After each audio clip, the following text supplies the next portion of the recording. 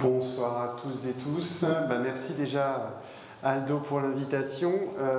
Moi je trouve que c'est assez intéressant d'avoir à la fois des scientifiques, des politiques. On part du local, on va au global. Je trouve que c'est des débats riches et sur un sujet donc extrêmement important. Première chose que je voulais vous rappeler, c'est qu'on est dans une crise écologique qui est globale. On l'a dit, la biodiversité et le changement climatique sont deux facettes de cette crise.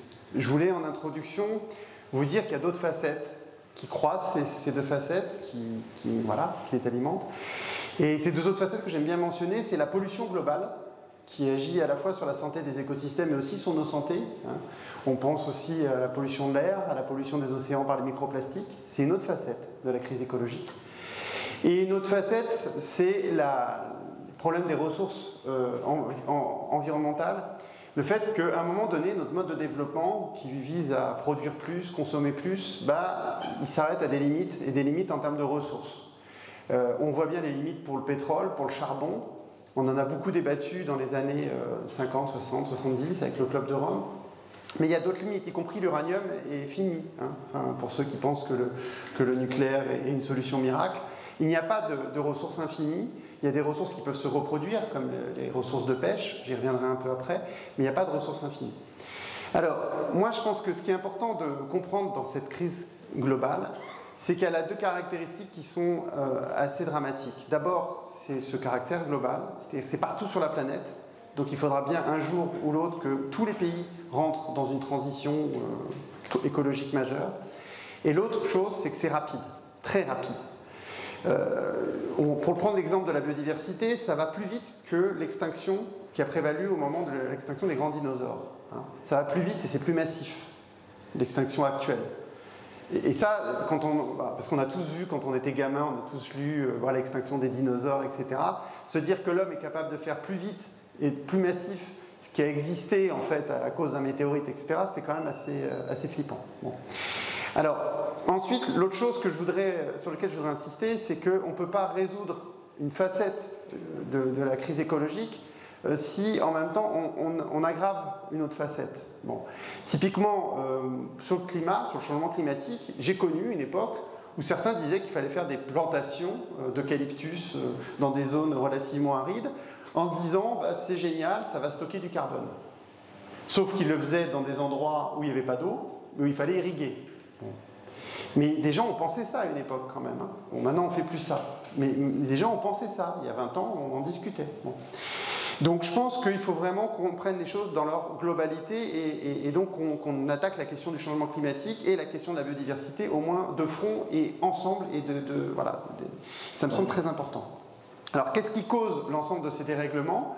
Évidemment, il y a tout un débat politique. Moi, j'aime bien utiliser le terme de capitalocène pour vraiment exprimer ce qui a été dit déjà par une intervenante. C'est que c'est notre mode de développement et nos modes de consommation qui ne sont pas compatibles, en fait, avec la finitude de la planète. Bon, moi, je le résume en général facilement, c'est travailler plus pour gagner plus.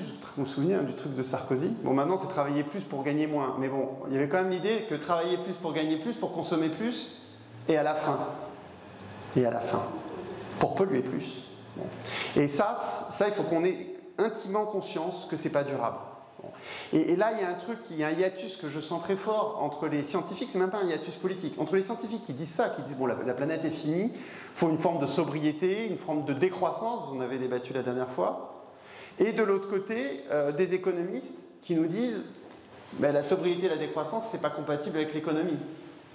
Certains nous disent ça. Pourquoi ? Parce que si vous voulez faire du profit, c'est pour ça que le problème consubstantiel, c'est le problème de la logique d'accumulation du capital, si vous voulez faire du profit, il faut qu'il y ait une circulation de marchandises. Et donc il faut qu'il y ait production de marchandises. Sinon le capital décroît. Bon.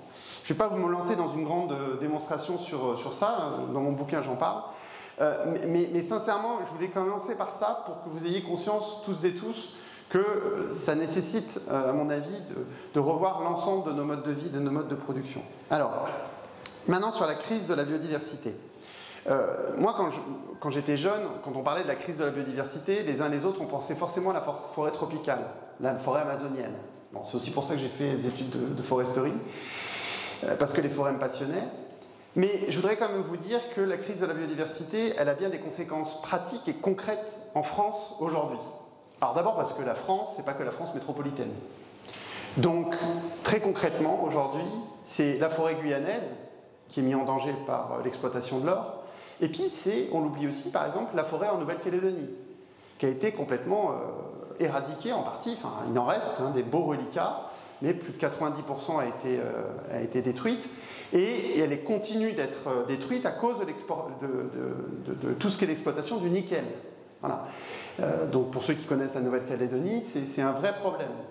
Et pourquoi je vous raconte ça? Parce que vous voyez bien le lien entre ressources naturelles, là c'est le nickel, biodiversité, et on voit bien que tout est lié. Alors en France, qu'est-ce qui est le plus frappant? Bon, ils l'ont dit en France métropolitaine maintenant, ils l'ont dit les uns les autres, ce qui est le plus frappant, c'est le printemps silencieux. Vous connaissez ce fameux livre de Rachel Carson. Le printemps silencieux, c'est plus d'oiseaux et plus d'insectes. Alors bien sûr, ce n'est pas une disparition massive, une extinction massive de tous les insectes et de tous les oiseaux, c'est pas ça. Pour l'instant, c'est une diminution d'abondance. Bruno vous a donné les chiffres, on voit une diminution assez forte, qui est liée essentiellement, j'y reviendrai après, à notre agriculture intensive et notamment l'usage massif de pesticides. Autre effet important à mon avis, c'est l'artificialisation des terres. Et c'est un vrai problème dans notre région. C'est-à-dire que globalement, on a une augmentation, on a plus de 30 000, je crois, hectares par an qui sont artificialisés, et on a donc une dynamique qui est très problématique dans notre région. D'ailleurs, ça a des conséquences, mon collègue le sait bien, sur le risque incendie, parce que du coup, on se retrouve avec de l'habitat qui rencontre la forêt, et donc avec des gros problèmes de gestion du risque incendie. Mais on a un vrai souci dans la zone méditerranéenne avec l'artificialisation des terres. Deux, trois autres choses qui sont assez fortes aussi aujourd'hui en région métropolitaine, c'est la question des espèces invasives.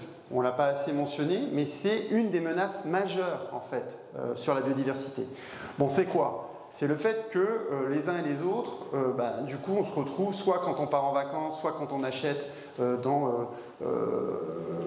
sais pas, vous allez acheter des espèces exotiques pour votre jardin, etc.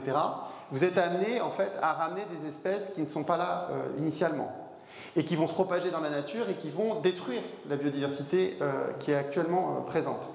Alors c'est assez fort aussi dans la zone méditerranéenne, pour des raisons historiques du fonctionnement de la Côte d'Azur, et donc ça peut être dramatique aussi. Et dernier aspect qui me semble important, c'est la question des poissons, et des poissons marins, notamment, tu as parlé de ce qui se passait dans les rivières, mais on a un vrai problème de ressources halieutiques. Aujourd'hui encore, il y a du poisson que vous mangez, qui sont des espèces dont les stocks sont en diminution et qui sont menacés. Et on a du mal encore à réglementer ça. Donc ça, c'est un vrai problème. Alors, vous avez parlé d'un moment du croisement entre changement climatique et biodiversité. Il y a une étude récente qui vient de sortir qui explique qu'actuellement, il n'y a que 8% des espèces qui sont menacées par le changement climatique. Mais là où il y a un croisement entre les deux, c'est que l'étude montre qu'en 2100, 80% des espèces seront menacées par le changement climatique. Donc aujourd'hui, pour simplifier, ce n'est pas le changement climatique qui cause la perte majeure de biodiversité, mais dans le futur, si le changement climatique continue d'être aussi rapide, par contre, ça va devenir un enjeu aussi massif, aussi important.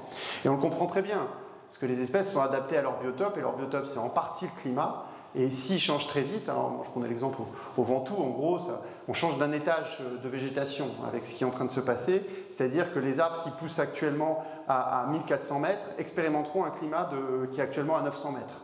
Donc vous voyez bien quand même qu'en moins de 50 ans, ce n'est pas exactement les mêmes étages de végétation pour ceux qui ont l'habitude de monter en montagne, et on voit bien qu'en fait, on va avoir des changements assez forts.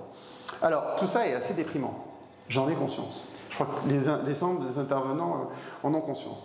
Moi, il y a une parcelle d'optimisme.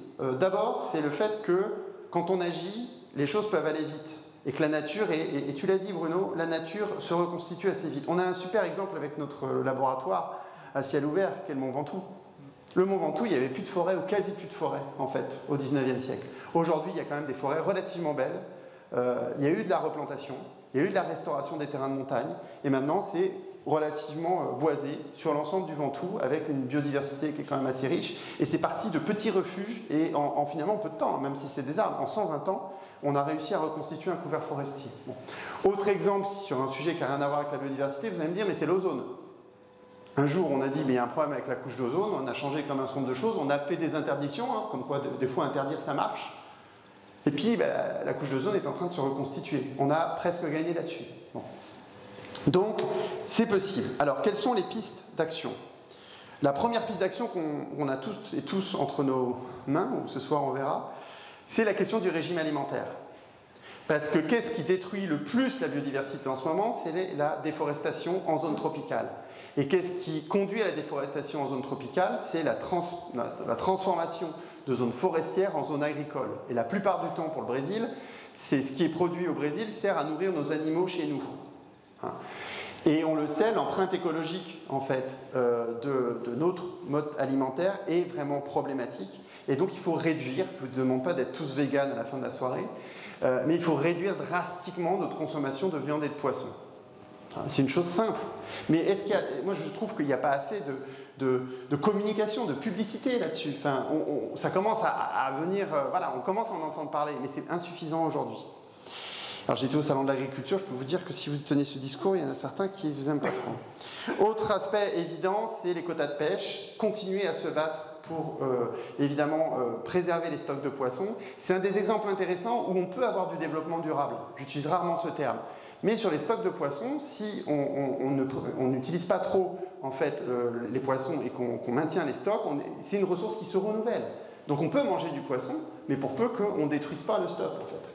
Et puis cette histoire de stock de poissons, je suis en train de lire un livre qui s'appelle Les Pirates de San Francisco, qui est un vieux livre de Jack London, et il y avait déjà des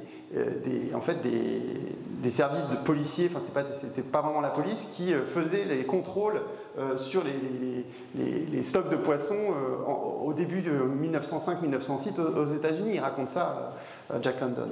Donc c'est quelque chose qui est quand même faisable, mais pour ça il ne faut pas se mettre à dos les petits pêcheurs, et il faut contrôler notamment les gros cargos qui viennent, les gros cargos chinois, etc., qui viennent tuer les stocks de poissons. Autre aspect, à mon avis, important, c'est les espaces protégés. Tu l'as dit, je pense que même s'il ne faut pas fétichiser les zones protégées, néanmoins, on est en dessous de ce qu'il faut faire. Bon, Sandra Lavorel disait 30%, c'est ce qu'il y a dans la COP 15. Hein, c'est ce qu'il y a dans la COP 15, 30%. On a 9% actuellement en France, 9% de parcs nationaux. On a 14% de parcs régionaux. Donc, même si on additionne les deux, parce que ce n'est pas tout à fait complètement protégé de la même façon avec les parcs naturels régionaux, mais c'est un intérêt parce que tu travailles avec les populations locales sur les parcs naturels régionaux. Bon, mais de toute façon, à 21%, on est en dessous des 30%. Donc là, c'est quelque chose de facile. Il faut continuer à développer des parcs naturels, voilà, nationaux et régionaux. On en a un bel exemple avec le parc naturel des Calanques. D'autres choses peuvent être faites. Et évidemment, je n'ai pas énormément de temps, donc je ne vais pas tout vous détailler, mais ce qui me semble très important, c'est l'agriculture. Il faut faire une transition très forte de l'agriculture. On sort d'un mouvement là, où les agriculteurs ont été en colère. La seule chose qu'a trouvé à faire le gouvernement, c'est de suspendre le plan éco-phyto. Mais c'est terrible, c'est terrible. Je sais pas, les uns les autres, les mots, enfin, en tant que scientifique, en tant que politique, les mots nous manquent les bras nous en tombent. On a augmenté, alors les chiffres, je les ai là, je voulais donner ceux-là parce qu'ils ne sont pas connus. Nous sommes passés de 61 000 tonnes de pesticides en 2009 à 84 000 en 2018. Et on comprend le printemps silencieux, c'est-à-dire qu'à force de déverser des pesticides, on en déverse trop. Je ne dis pas qu'il faudrait complètement arrêter. Pour ça, je parle plutôt d'agriculture écologique que d'agriculture biologique. On a besoin, sur certaines plantes, sur certaines cultures, d'avoir des pesticides de temps en temps. Mais là, c'est comme si on en déversait. C'est pas possible. Autre aspect, à mon avis, qui est important, c'est la question du recyclage, du zéro plastique. Parce que là, on a aussi l'impact à la fin sur la mer, sur le littoral. On l'a vu, c'était dimanche, hein, c'était terrible. Tous ces plastiques. Bon, bah ça c'est pareil. Enfin, il y a une inaction du pouvoir qui moi, me terrifie. Enfin, sincèrement, on ne devrait plus avoir des pots de yaourt en plastique qui ne sont pas recyclables. Bon, maintenant, ça y est, ils nous les mettent dans le truc. Mais bon, ouais. Mais la meilleure chose moi, je le dis sur les emballages, tout ça, le mieux, c'est le zéro déchet. C'est-à-dire que ce qui est mieux, c'est le vrac. Ce qui est mieux, c'est d'éviter tous ces emballages superficiels qui ne servent à rien. Enfin, évidemment, il faudra lutter contre l'artificialisation des terres, lutter contre les espèces invasives. Alors, juste au passage, j'ai travaillé sur ces questions des espèces invasives puisque j'ai été auteur d'un rapport parlementaire sur la question et je suis en train de préparer une proposition de loi là-dessus. Mais je vous jure qu'il n'y a pas beaucoup de gens qui s'intéressent à ces questions-là. Or, on peut agir, hein, parce que pour l'instant, Jardiland et les autres groupes font n'importe quoi, ne sont pas contrôlés. Au niveau des douanes, ils n'ont pas les moyens, ils nous le disent, l'OFB n'a pas les moyens. Voilà. Et donc je pense qu'il y a matière à progresser. Alors tu me regardes, donc ça veut dire que... Non, j'ai encore 2 minutes, mais c'est bon. Et enfin, évidemment, il faut décarboner l'économie parce qu'à terme, changement climatique et biodiversité, c'est quand même 2 facettes d'un combat qui va dans le même sens. Bon. Et ça a été dit. Sur la décarbonation de l'économie, juste 2 choses. Bon, là j'étais à BFM Marseille juste avant, on a fait une tribune aujourd'hui pour vous dire il faut aller tendre vers les transports gratuits. Bon. Pourquoi? Pas parce que c'est miraculeux, mais parce qu'on a besoin d'un électrochoc pour dire aux gens il faut stopper l'usage de la voiture. En ville, on ne devrait plus avoir besoin d'utiliser la voiture. Il faut que des transports en commun, le vélo et les piétons.